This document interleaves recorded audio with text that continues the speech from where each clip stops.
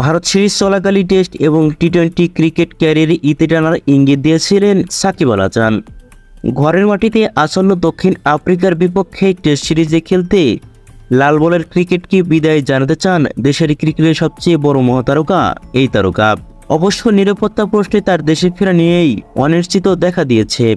দেশে ফিরতে এবং পুনরায় দেশ ছাড়তে নিরাপত্তা চেয়েছিলেন সাকিব আল হাসান।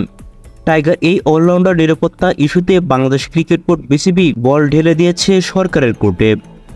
অন্তর্বর্তীকালীন সরকারের যুব ক্রীড়া উপদেষ্টা আসিফ মাহমুদ সজীব ভুঁইয়া বলেছেন, ব্যক্তিগতভাবে তিনি চান সাকিব আল হাসানের মতো একজন ক্রিকেটার দেশের মাটিতেই খেলে টেস্ট ক্রিকেটকে বিদায় জানান। দেশে খেলতে এলে সাকিবকে পূর্ণ নিরাপত্তা দেওয়ার আশ্বাস দিয়েছেন তিনি।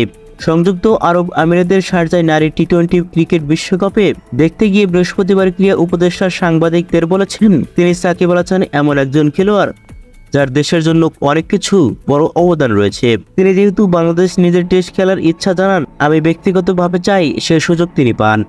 আমাদের একজন খেলোয়াড়কে অবশ্যই আমরা সর্বোচ্চ নিরাপত্তা দেব। কারোর বিরুদ্ধে কোনো অভিযোগ থাকলে সেটা ভিন্ন বিষয়। সেই বিষয়ে আমি কিছু বলতে পারি না, কারণ এটা আইন মন্ত্রণালয়ের বিষয়। আমরা সাকিব আল হাসানের নিরাপত্তার কথা এরই মধ্যে বলেছি, যেটা আমরা নিশ্চিত করব।